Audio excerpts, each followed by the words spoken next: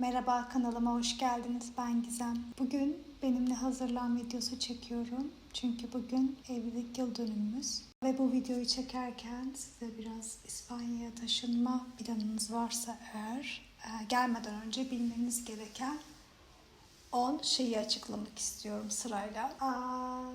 Birinci maddeyle başlayalım isterseniz. Birincisi, İspanyolca bilmek gerçekten çok büyük bir avantaj. Çünkü birçok bölge var. Eyalet sistemi gibi düşünebilirsiniz ve bu eyaletlerde İspanyolca dışında kendi yerel dillerini konuşuyorlar. İngilizce bir yere kadar yeterli oluyor. Resmi işlerde, sağlık işlemlerinde, ev kiralama gibi işlemlerde mutlaka İspanyolca gerekiyor. Hatta resmi işlerde genelde bölge kendi dilindeki evrakları kullanıyor. Yani ben Barcelona'da yaşıyorum. Burada Katalanca konuşuluyor. Burada resmi bir kuruma gittiğimizde evrakların tamamı genelde Katalanca oluyor. Bu yüzden birinci madde İspanyolca bilmek büyük avantaj diyebiliriz. Gelelim ikinci maddeye. Resmi işlemlerden bahsetmişken resmi işlemler gerçekten yavaş ve karmaşık olabiliyor. Bürokrasi gerçekten zaman alıyor. Randevu sistemleri, vergi numarası almak, banka hesabı açmak. Sabırlı olmak gerekiyor. Sabırlı değilseniz de burada sabretmeyi öğreniyorsunuz bir şekilde. O yüzden buraya gelmeden önce bazı şeyleri planlarken ekstra zaman eklemenizi, ona göre plan yapmanızı tavsiye ediyorum mutlaka. Hani oraya giderim, orada işlemleri illaki yaptırırız diye düşünmeyin.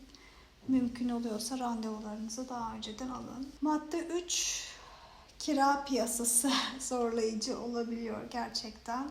Covid döneminde taşındığım için kira ev bulmakta çok zorlanmamıştım. Hem uygun fiyata bulmuştum hem de gerçekten piyasa çok genişti.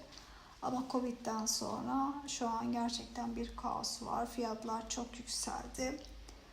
Yani şehir merkezinde yaşamak artık İspanya'da da çok zorlaştı. Kiralamak istediğiniz evin sizin gelirinizin 1/3, maksimum 1/3 olabileceğini unutmayın.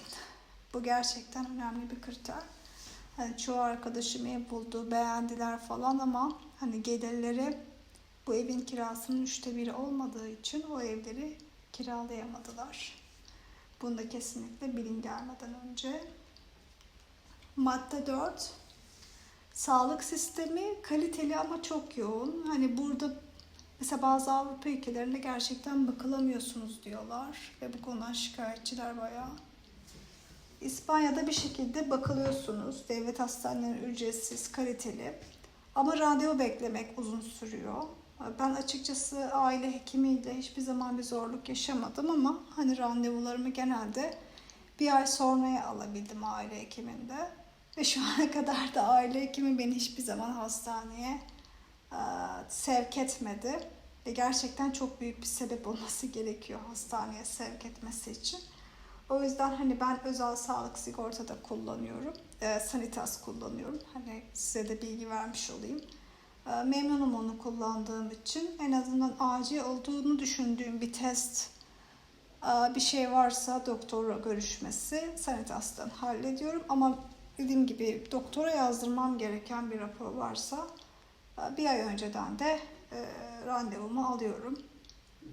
Yani özel sağlık sigortanız olması gerekiyor diyebiliriz yani bu maddede açıkçası. Bunu bilmeniz gerekiyor. Buna da bütçe ayırın mutlaka. Madde 5, yaşam tarzı daha rahat. Yaşam tarzı daha rahat ve sosyal. Yani siestaları var. Yani bu öğlen kapanışları oluyor. Yaklaşık 3 saat civarı. Hani bu saatlerde işte öğle yemeği yiyorlar. Üstüne de birazcık uyuyorlar falan. Şekerleme yapıyorlar. Aynı zamanda yemek saatleri de geç oluyor. Yani hayat geç akıyor açıkçası İspanya'da. Almanya gibi değil, İsviçre gibi değil. Yani geç kalkıyoruz, geç işe başlıyoruz, geç öğle yemeği yiyoruz, geç işi bitiriyoruz, geç akşam yemeği yiyoruz.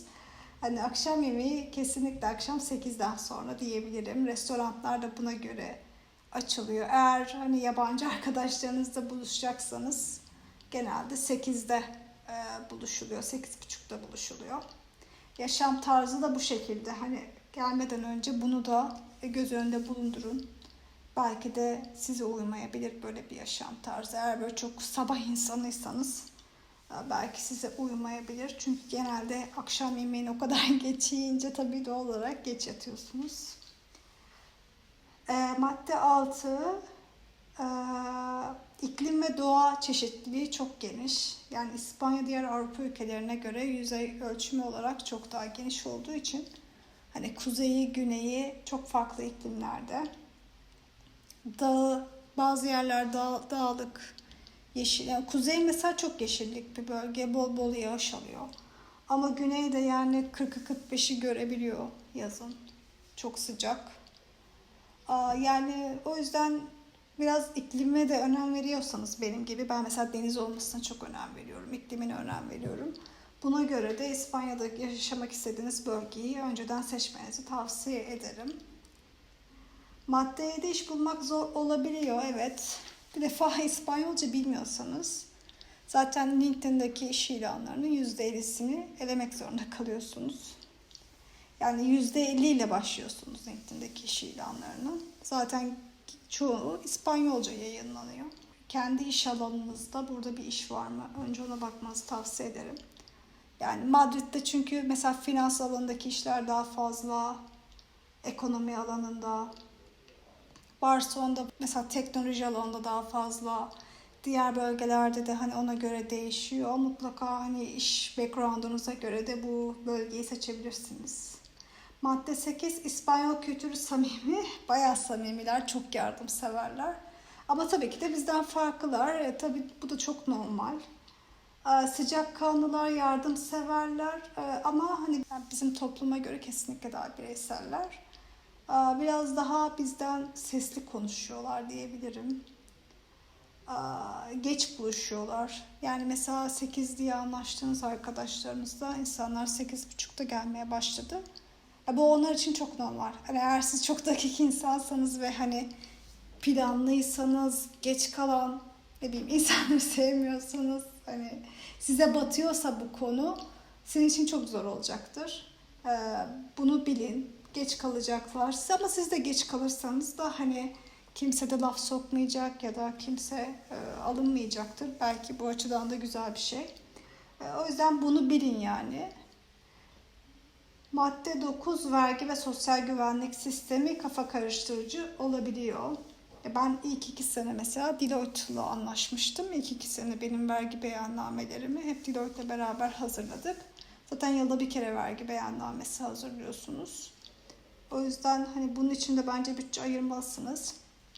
Açıkçası ilk 2 sene yaptıktan sonra kendiniz birazcık daha öğreniyorsunuz. Ben artık kendim yapmaya başladım. Ama ilk 2 sene gerçekten bir avukatla ya da bir şirketle anlaşmanız gerekiyor. Madde 10. Hayat kalitesi yüksek ama her şey güllük gülistanlık değil. Ya bu madde 10'u en sona ekledim. Çünkü gerçekten hani şu Avrupa'daki hayatın çok güllük gülistanlık olduğunu düşünenler var ama hiçbir yerde o şekilde değil.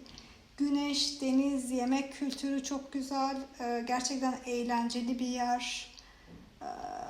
Ve hani insanlar çok kafaya her şeyi takmıyor, agresif değiller. Her koşulu bir şekilde sakin sakin yönetiyorlar her problemi. Çalışma şartları da tabii ki de buna göre, müdürünüz de ona göre, iş arkadaşlarınız da yine bu kültürde. Ama işte göçmen olayları var tabii ki. Zaten mesela ben Barcelona'da yaşadığım için Barcelona'daki bu kapkaç olaylarını herhalde bilmeyen yoktur. Ya biz merkeze gittiğimizde hani gerçekten çantamıza dikkat ediyoruz, ona göre davranıyoruz.